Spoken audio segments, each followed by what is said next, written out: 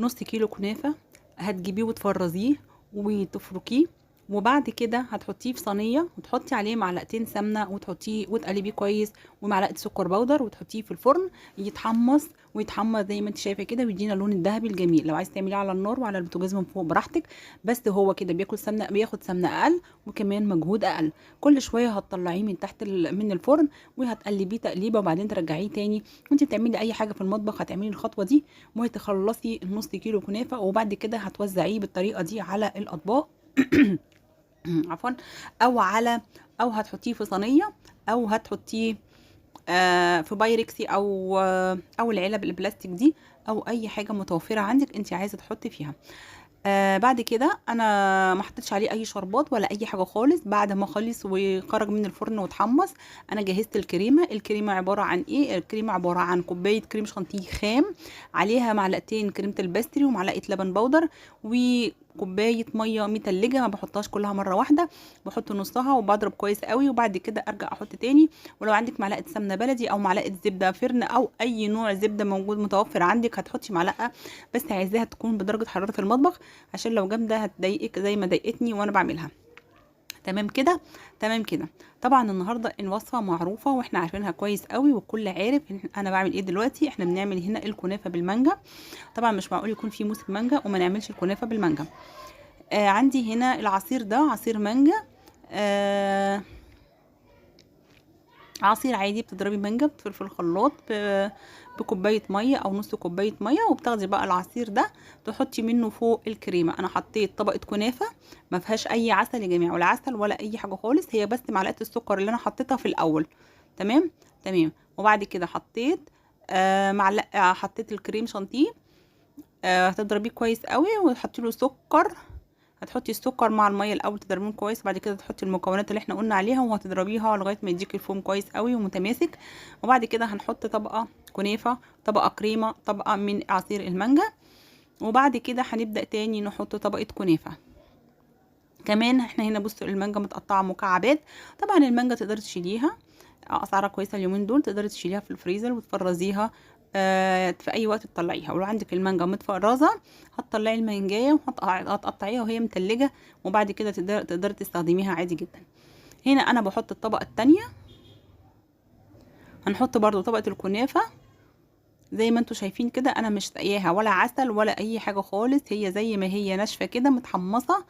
بتطرى يا جماعه، بتطرى بايه؟ بتطرى بالكريم شانتيه اللي احنا حاطينه، وبتطرى بالعصير والمانجا والحاجات دي كلها. لما بتقعد الطبقات فوق بعضها بيبقى طعمها حلو، فبتبقى طريه وفي نفس الوقت بتديكي قرمشه حلوه كده، فمش بتبقى طريه بقى من اللي هي زي الكنافه ام عسل، لا، بتبقى طعمها حلو، والقرشه اللي فيها شويه كده بتبقى طعمها جميل جدا، وبتفضل كده لغايه تاني يوم حرفيا. يعني الطريقه دي، او لما تحطلهاش عسل وتعمليها كده بتبقى احلى من اللي انت بتجيبيها من بره مليون مره. وتروحي بقى عشان تجيبي الكنافه بالمانجا من اي محل حلواني هتجيبي باسعار عاليه جدا، والطعم مش احسن حاجه، الطعم مش احسن حاجه.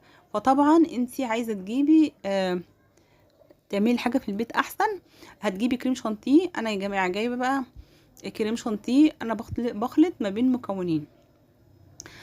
انا عامله لكم فيديو لمشتريات الحلويات، وهقول لكم الحاجات اللي انا مشترياها وبستعملها. الكريم شانتيه اللي انا بستعمله ممتاز جدا. عندي كواليتي تارجت، عندك كواليتي تارجت في منه نوعين، في اللي هو كريمه لباني، وفي اللي هو الستار العادي، ستار كواليتي عادي. فانت هتجيبي اللي يريحك، بس هتجيبي لو جبتي النوعين هتخلطيهم على بعض يبقى افضل. لو انت هتقدري تجيبي نوع واحد بس مش قادره تجيبي النوعين، فانت هتجيبي اللي هو الكيس الازرق بتاع كواليتي تارجت اللي هو الكريمه اللباني، او هتجيبي 8 كيلو من عند العطار برضو ب45 جنيه تقريبا.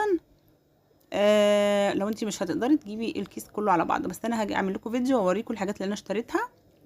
انا جايبه كريم شانتيه المتحده وجايبه كواليتي تارجت، وهنعمل منهم وصفات كتير ان شاء الله هتعجبكم وتنول رضاكم، وتشوفوا برضو الحاجات اللي انا اشتريتها وتنزلوا تشتروا، وهقول لكم انا اشتريتها منين بالظبط.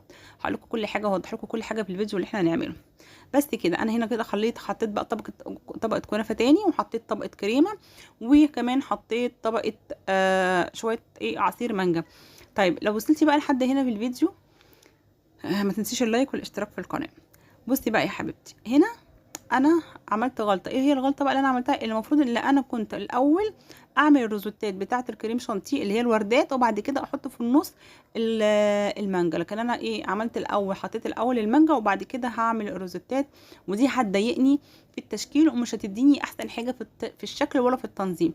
فالافضل ان انت تحطي الاول الروزوتات بتاعتك، ده لو انت عايزه تحطي روزوتات يعني بتدي شكل حلو كده وتفرحي بيها الولاد. لكن لو مش عايزه يبقى خلاص تحطي روزيتات الاول، بعد كده في النص تحطي المانجا، وممكن تحطي كمان فوق الروزيتات مكعبات مانجا تدي شكل حلو برضو. انا هوريكي دلوقتي وانا بحط الروزيتات ان هي ضايقتني، لان انا خلاص حطيت مانجا اوريدي في كل الطبق، فمفيش مكان ان انا احط فيه الروزيتات، فانا حطيت الروزيتات، اضطريت ان انا احط الروزيتات فوق المانجا.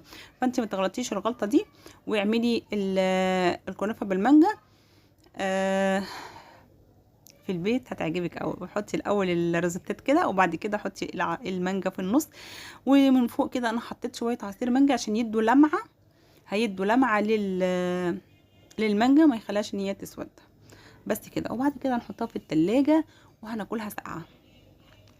المانجا دي يا جماعه طعمها تحفه جدا، جربوها هتعجبكم جدا ان شاء الله. وقولوا لي في الكومنتات انتوا بتعملوا الكنافه بالمانجا في البيت ولا بتشتروها جاهزه، ومين اللي بيعملها في البيت؟ ويا ترى بتحمري الكنافه على البوتاجاز من فوق ولا بتحبي تدخليها في الفرن زيي وتحطي لها سمنه قليل علشان ما تبقاش الكنافه دسمه جدا وكلها زيوت ودهون؟